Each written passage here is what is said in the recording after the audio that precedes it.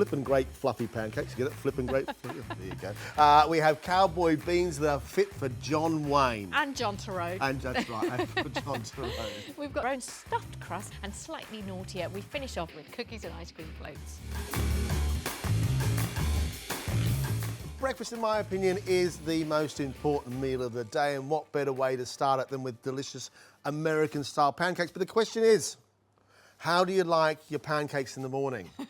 In the same way as how do you like your eggs in the morning? Exactly. Well, it is a lovely morning treat, but yes, you can make them healthy. You can put some lovely fruit in them, which is the way you like them. Yeah. But I like them with a bit of bacon and maple syrup. So I'm going to make some maple bacon. But that's the point, isn't it? Everybody has their own way of having pancakes. Everybody likes their own variation. So what we're going to do is going to make a pancake batter, and then you can do whatever you like to it. It's totally up to you. We're also going to try a little bit of pan juggling. I'm going to try and do 2 pancakes at once and cook bacon. Great.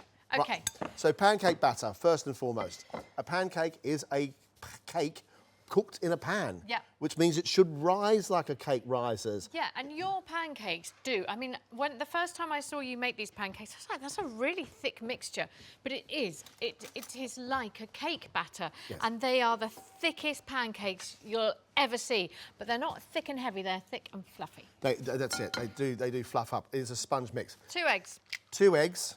And you're going to make a wet mixture, I'm going to make a dry mixture. Yeah. So what you do is you make a wet and a dry. So the wet mixture is 2 eggs, 400 mils of milk and 200 mils of buttermilk. Yes. Now, you are a bit obsessed with the old buttermilk, aren't you, Jono? I do like it, yes. I think it's probably that in Australia, people use buttermilk a lot more than they do in the UK. Not that they don't, and you can buy it here, but we're much more a fan of the natural yoghurt, and it works in pretty much the same way. So if you can't get buttermilk and you fancy making these pancakes, just use natural yoghurt. Yeah, wet and dry, that's how you do it. Same as cakes, really. The wet mixture, milk, yoghurt or buttermilk, 2 eggs, and then a pinch of salt. Yep. Dry mixture, self-raising flour, sugar, just a teaspoon, salt, a teaspoon, which might sound a little bit weird, you put salt, but it works. And then a teaspoon of bicarb of soda, which gives it extra lift. And you mix that together. So really whip up your eggs and your milk really well to get a bit more air in it. Self-raising flour gives you a rise. Bicarb gives you more of a rise. And that means you get light, fluffy pancakes. So there's the wet mixture. In goes your flour. Yep. Just put that in. Sprinkle it across the top so it covers the top. And then mix it all together. And you do have to keep on mixing and mixing and mixing. Mixy, mixy, mixy, mixy. Right, I'm going to get our pans a-juggling because we've got things to do. The first thing to do is, look, I love my wife, right? But she is quite particular about things and what to do. So it can't be just a plain pancake. There'll be a pancake which has got lemon and sugar on it. There'll be a pancake which has got blueberries on it. But Lisa, what it's got to be, Lisa? Bacon. Bacon. There's nothing else to say about it. Bacon and in maple a pan. syrup. Yeah, sugar, sweet and fat. I mean, it's not the healthiest, but, you know, let's have an unhealthy brunch and then a healthy rest of the day. While you put your bacon into your pan, which I notice has got no oil at all. No. And it's streaky bacon. Yeah, it's got to be. Type. Yep, smoked or not smoked. I like smoked streaky bacon. You are slightly particular. Obviously. Add to the batter some butter, 100 grams of butter, and give it a really good whisk so that your butter goes in. That means you don't have to grease your pan quite as much. So you've got your batter made. There it is, lovely and thick. It should be dropping consistency. 2 pans. The bacons are cooking. And could you pass me some blueberries, please, Lisa? Yeah, these are your favourite thing, which it's really funny because John makes these pancakes at home and they are our sort of bribery for my daughter who's been homeschooling. And whenever it's getting a bit too much, he gets the pan on and he goes, I'm going to make her some pancakes. And next news, he's posting pancakes through the door. And usually he does blueberries or chocolate chips or something, don't you? I sort of put it through the door gingerly and then run away, and then hopefully by then the pancakes sort of have satisfied. But the other thing is there are now stacks of pancakes in the freezer, because once you cook these are just as good once they've been frozen, and they can be warmed up really, really quickly. Yeah, it's brilliant. A good ladle of mixture into your pan, and I just sort of missed a little thing I meant to tell you about, and it's about oiling the pan. If you just take a little bit of paper and put a bit of oil on it, and just rub it on the pan, then it works better. We're going to have our own little pancake each. And these are, I mean, I know we call them American pancakes, but they're almost like Scotch pancakes that you can buy in packets in the supermarket, and you just put them in the toaster to heat them up. So once you've... Am I allowed to say that I've actually had those? I love them. I love them. But I just think that that's what you were saying about freezing them. What's great is actually they turn out, you can just stick them in the toaster, put a bit of butter on. Maple syrup. Looks like your one's cooking faster than mine, which is good because we need to talk about this. The little bubbles are telling us that the pancake's cooking well. Yeah. But if you're going to do fruit on a pancake, don't put it into the batter because the fruit will actually cook in the bottom of the pan. So you've got to wait till the pancake is just starting to set. And then I'm going to drop blueberries into this one and just drop them on top. And what happens is the batter comes around the outside because it's a cake, it rises, and that cake then goes and wraps itself around the actual blueberries. Yours is cooking away nicely. It is, and you can see the little bubbles in this, which means that once those bubbles come to the top, it's almost time to turn. These are very big, and I don't know how I'm going to turn these, Lisa. Well, I suppose with a little bit of fun, Exactly. you might as well give it a go. So your bacon's lovely and crispy. So we need a couple of plates. We need a his and her plate. Yeah. Lisa's pancake, you can see now, is the bubbles have really come to the top, and that mixture looks to me like it should be ready. And because it's firm, you can actually pick it up and you can turn it. And so you've got a lovely round golden pancake, which looks great. The bacon smells Nearly done. fantastic. So now that we're here with the bacon, where it's nice and crispy enough. I'm not going to flip this, but this is your one. I'm going to put that onto that lovely blue plate for you. Okay. There we go. That looks delicious. It would be even better now. Onto my bacon, I'm just going to drizzle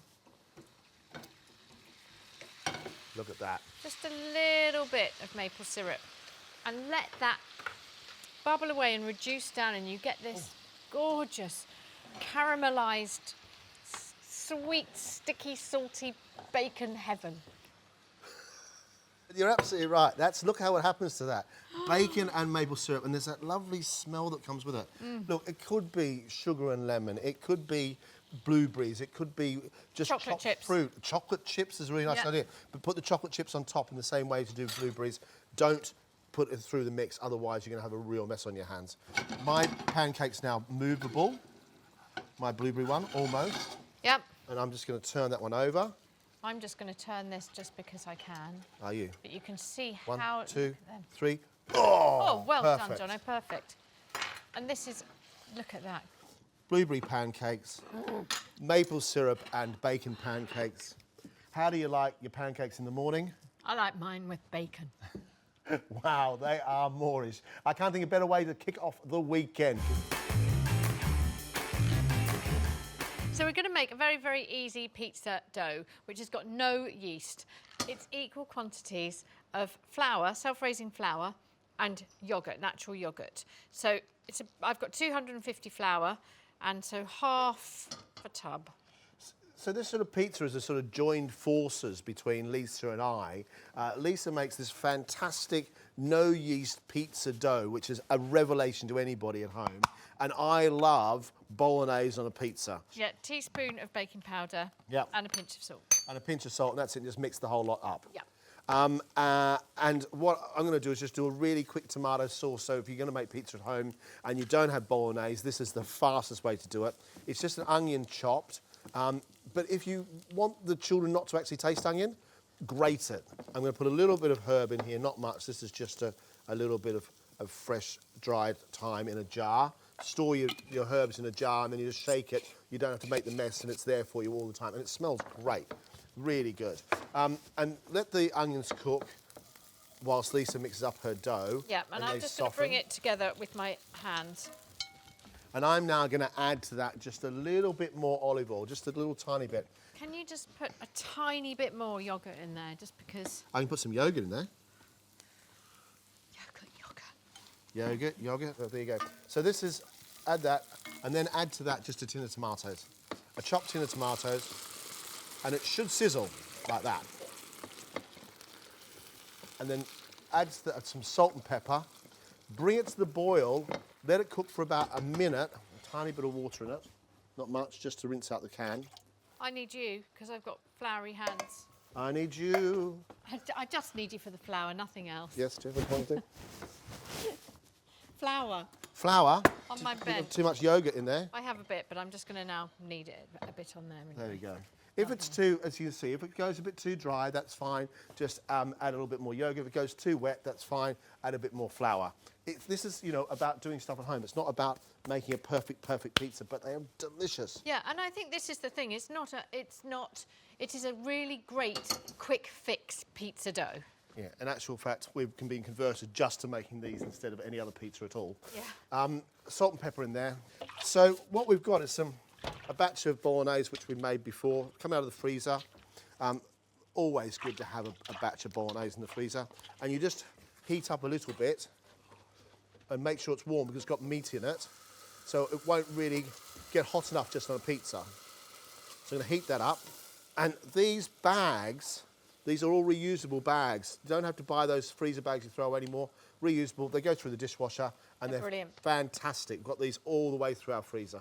And then you seal it back up again and do whatever you like with it. So, we're going to make 2 little long pizzas, aren't we? 2 long pizzas, and then we're going to do something really exciting.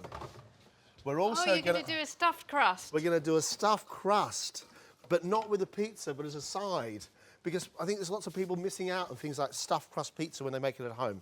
So we're going to give it a go. So we need 3 lots of dough. Tomato sauce is now off. That's how quickly it's cooked. We've got a couple of trays here, which I'm going to warm up gently in the oven. So they're hot because the pizza base has to be cooked a little bit first so it works properly. What you do is you cook on one side and then we take them out and then cook the other side. So I like them just as a tier shape. I don't really mind. Bit of flour on your bench and pat it out with your hands first rather than just rolling it out. Little pat there, pat here, pat there. It's a great thing to do with kids. Again, I think that just getting people cooking, and even people that don't cook very often, this is a great starter, isn't it? So you ready to go? Lovely. Yep. Here we go. Onto a hot tray. That one on. That goes in the oven. And they're just going to cook for a second. Yeah. Or about a minute or so. Yeah, a minute or two. A minute or two. And whilst they cook, bolognese is heating up. You're going to have a little experiment, aren't you? Well, it is an experiment of sorts, but I might as well do it on national television on a lovely weekend morning, I think. So we're going to make a stuffed crust. In the fridge, my Lisa, there's a block of what's called pizza cheese. Yeah, it's the hard mozzarella, isn't it? It is. This sort of thick. It's almost like a halloumi. Yeah. And then whilst you're there, can you grab out the other cheese as well for our pizzas? Yeah. We need to keep an eye on those pizza bases so they don't cook too much. So I'm going to try this and see, I think it's going to work. And that is just to roll it out into a long piece. And then I'm going to take my hard pizza cheese and cut the pizza cheese into, I suppose, batons. Right. Batons. And are you going to then? I'm going to cut it into there like a chip. Yeah. Like a big chip. So you've got your cheese in there. I know it's really good, isn't it? I mean, people say it's really good, but it's sort of bad, Jono. Oh, you're doing, okay. And then I'm going to put a little bit at the end there. And then... So you're making a really big, thick, stuffed crust. Absolutely. Then fold this mixture over. There. There like that. Those bases should be ready to come out. Yeah, they're nearly ready. They just need about 30 seconds longer. It's all right, I've been watching them. Have you? Yeah. And this is going to cook. That big board is right. There you go. There. And now it's time to make our actual pizzas, and the stuffed crust can cook for the same amount of time. So there's the stuffed crust. These come out. And you'll see what's happened is they're puffed up. And they're puffed up a little bit. So now you can just flip them very quickly. Flip over. Right, so a little bit of tomato sauce. Yep. So here, this is when you're going to do that great big fella, and you can do your sloppy Joe. Okay, I'm going to put a tomato sauce on it first. Now, John always says, and he is absolutely right, that you don't need much tomato sauce because it does sort of go soggy. But I think there's nothing wrong with soggy, and I quite like quite a lot of it. Well, because you've done this clever way with doing your pizza base and you've actually cooked one side already, what you do have is you have the mixture, which means that the actual dough itself has been sealed at the end and it doesn't go soggy. That's why it's so clever. So I'm going to put quite a lot of bolognese on my mixture there. I'm just going to really quickly, whilst you're going to cheese both of ours, aren't you? There's parmesan and there's cheddar there. Yes, there is. Then, take my tray out, my hot tray. Watch your back there, my love. Yeah. Oven is at about 250, so the hottest you can get your oven to get it to. Come on, on there you go. Sprinkle it with a little bit of flour so it goes nice and crispy. You want some cheddar on yours, don't you? Absolutely. Thought you did. Stuffed crust goes on the top shelf. That's a lot of Look at that. bolognese sauce. Yeah, so it needs lots of cheese. Oh, look at yours. A little bit of pepper. Quick, before it goes in. Just needs a little crack. You do a little crack. Pepper, I'm just going to put a little bit more cheese on top.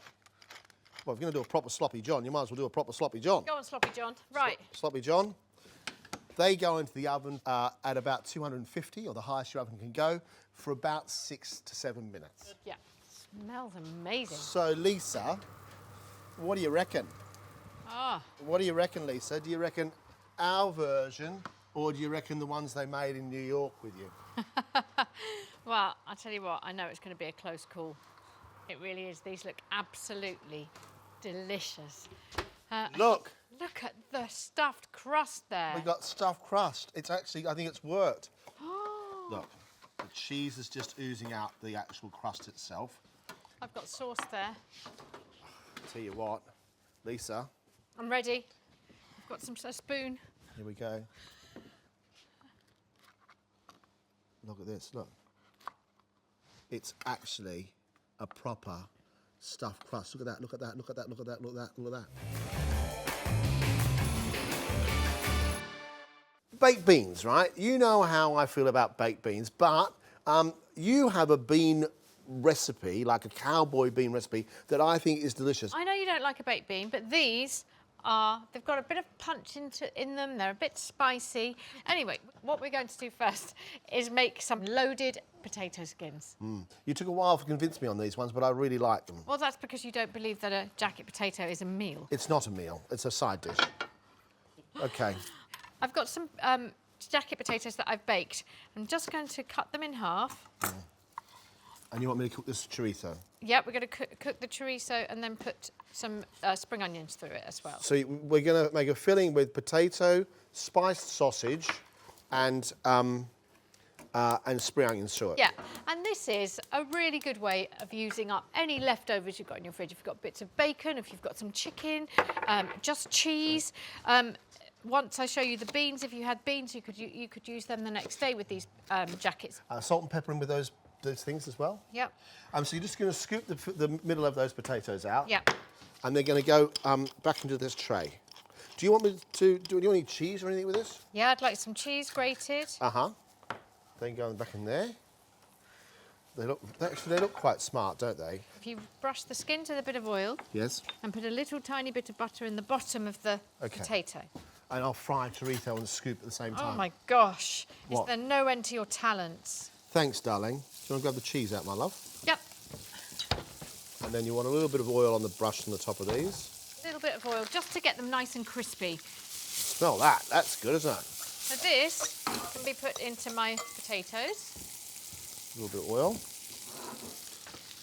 And then turn that over. A little bit of butter. A little bit of butter makes everything that much better. It does. I think it's a rhyme we should all know. I'll grate some cheese through it, and then we're just going to put a little bit extra on the top as well. Madam, it smells good. It does smell it. Smoky sausage. It's something about it, isn't it? It just makes... There really is. Okay. So do you want me to load those and get those in the oven? Those need to be loaded. Put them in the oven, and then we can put a bit extra cheese on top. and those can just go. They'll be fine. Fine. And whilst I do this, you're going to make some beans. I am. Cowboy beans. I've got some onions that have already softened here because they take a long time. You really want to give those onions some love. So make sure that you soften them for a very long time, nice and slow and easy. Bit of salt and pepper in there. And I'm using red onion because it's just lovely. Actually, something like this, as a side dish, the children can help you make by just doing baked potatoes. They're cold. The children can make them. It's a really good way to start to cook. Absolutely. So they're going to go in the oven now at about 200 degrees for about 6 to 8 minutes. Yeah, they need to be very hot, nice hot, high heat, to get them nice and crispy. But they're pretty much cooked anyway. Wow, so there's some garlic in there, isn't there? There's just one clove, monsieur. What's that? And I'm going to put a nice big teaspoon of paprika, smoked sweet paprika, and I'm just going to add a splash of water.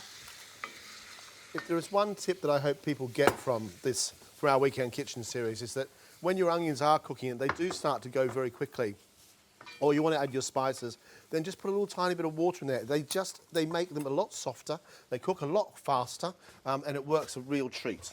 And also with spices again, put that water in because it really just it makes them come alive very quickly in the pan.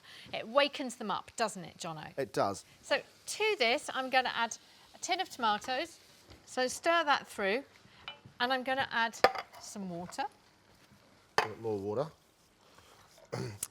And then my little secret weapon is a jar of salsa.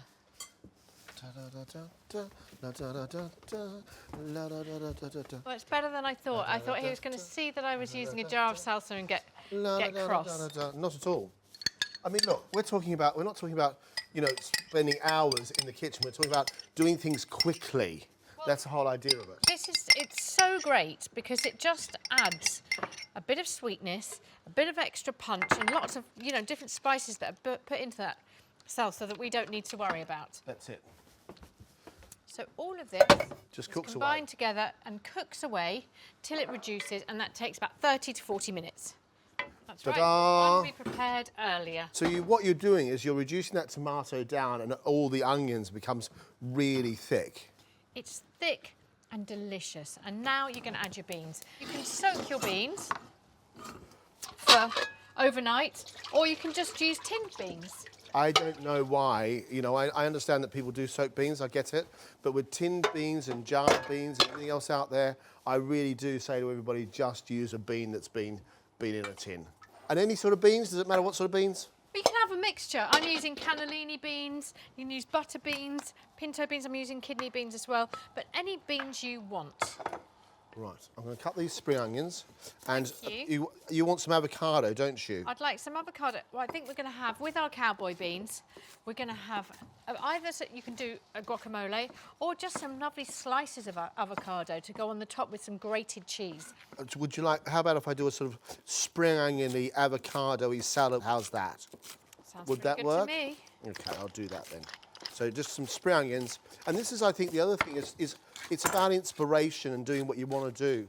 Use up the things you've got. Don't have to have a prescriptive recipe all the time. So I'm just going to chuck those in there, some spring onions, a little tiny bit of olive oil, Yeah. a little bit of salt and pepper, or just a bit of salt, and then the avocado. Avocado, to do it, you want to look for the eye at the top of the avocado.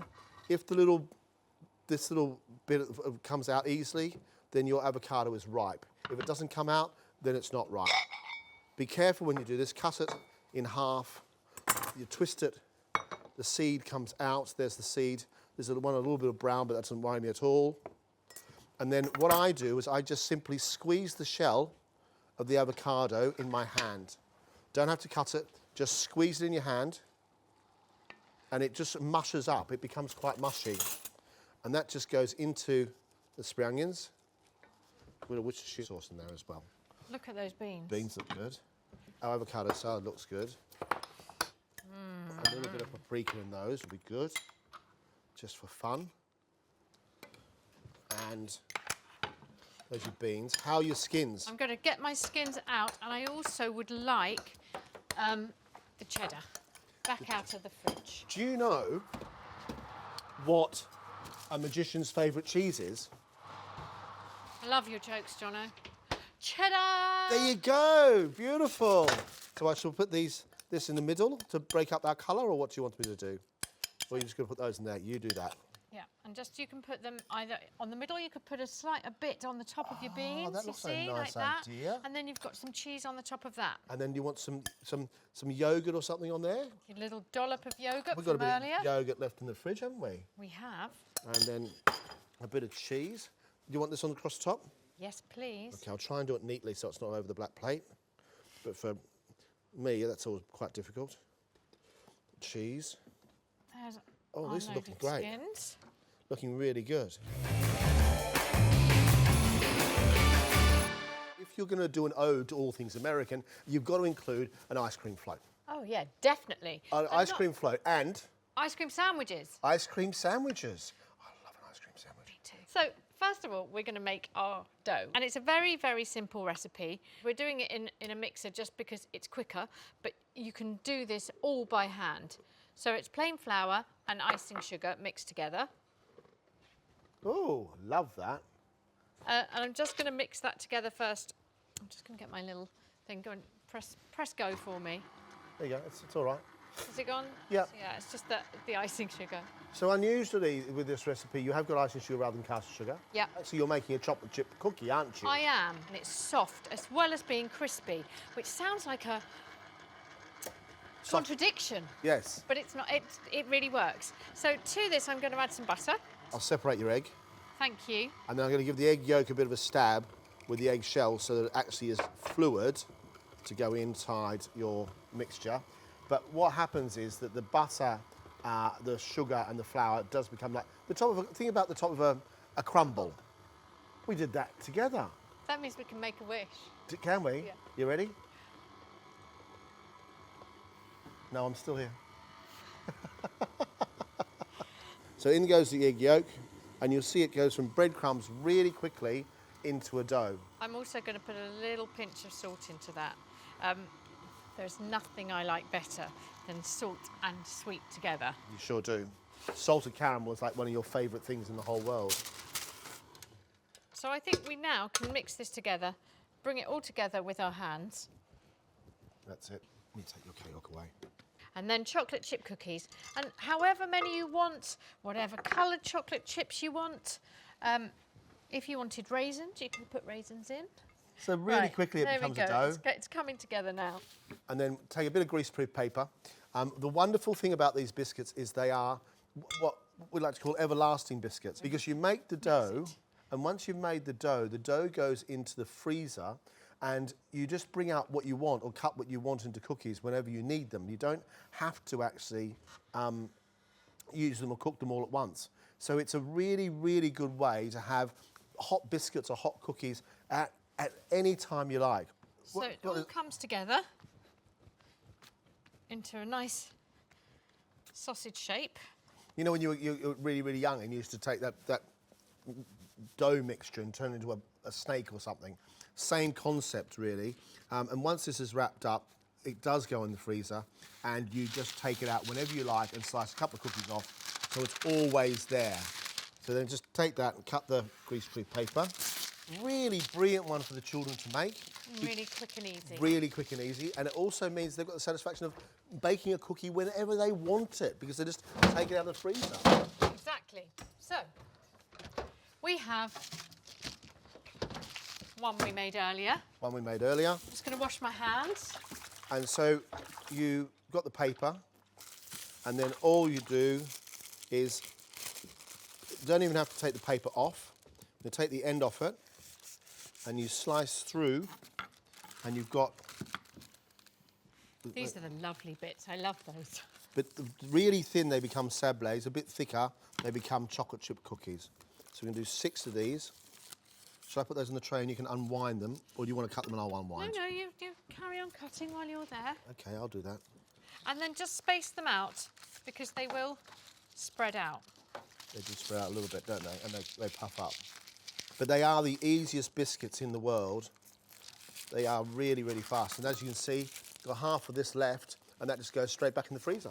So these go into an oven, 180, for about 12 to 15 minutes. And I'm just going to turn them over, like So that. bottom up. Bottom up for the moment. Yes. Those can stay there. So we have 3 bottom up because we're doing 3 sandwiches. If you can give me a little scoop of your ice cream. I've just warmed up a little bit of water in my mug. Make sure it's there, and then I'm going to give you a little scoop of ice cream, Thank you. like that. Go there. And that one, yep. Is that one? That's Do you one. want the 3 to do? Yep, I want 3, please. Just let that sit for a minute, Yeah. just so that it melts a bit. Yes. Do that. And then you just squeeze them down. And you're gonna It squeeze is them really down. tricky, though, isn't it? Well, yeah, you just have to be a bit careful. So we could leave it, we can make the Coke floats.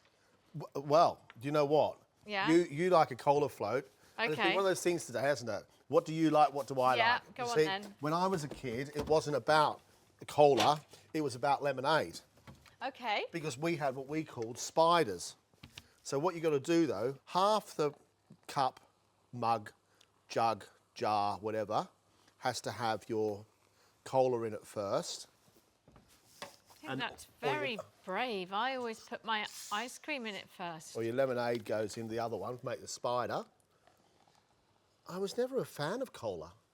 Well, you're just crazy. No, I never really liked it. In actual fact, like a lot of young children, I never really liked fizzy drinks very much.